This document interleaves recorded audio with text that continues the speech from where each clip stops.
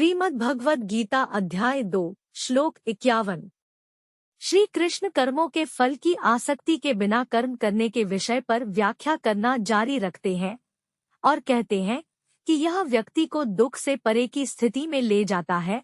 प्रत्येक मनुष्य खुशी पाने के लिए सकाम कार्यों में संलग्न रहता है, लेकिन उसे कोई संतुष्टि नहीं मिलती है। जीवन का विरोधाभास यह है कि हम सुख के लिए प्रयास करते हैं लेकिन दुख पाते हैं। हम प्यार की चाहत रखते हैं लेकिन हमें निराशा ही मिलती है। हम जीवन की लालसा रखते हैं लेकिन जानते हैं कि हम हर पल मृत्यु की ओर बढ़ रहे हैं।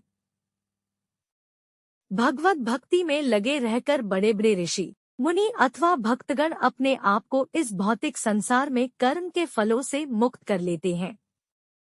सार: बुद्धि की समता से संपन्न बुद्धिमान कर्मों के फल के प्रति आसक्ति को त्याग देते हैं, जो व्यक्ति को जीवन और मृत्यु के चक्र में बांधते हैं। ऐसी चेतना में कार्य करके वे सभी कष्टों से परे की स्थिति प्राप्त कर लेते हैं।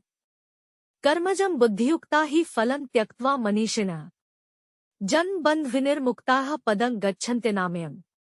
शब्द से शब्द का अर्थ कर्मजम सकाम कर्मों के कारण, बुद्धियुक्ताः भक्ति में लगे, ही निश्चय ही फलम फल, त्यक्त्वा त्याग कर, मनीषिणः बड़े बड़े ऋषि मुनि या भक्तगण, जन्म बंध जन्म तथा मृत्यु के बंधन से, विनिर्मुक्ताः मुक्त, पदम पद पर, गच्छन्ति पहुँचते हैं,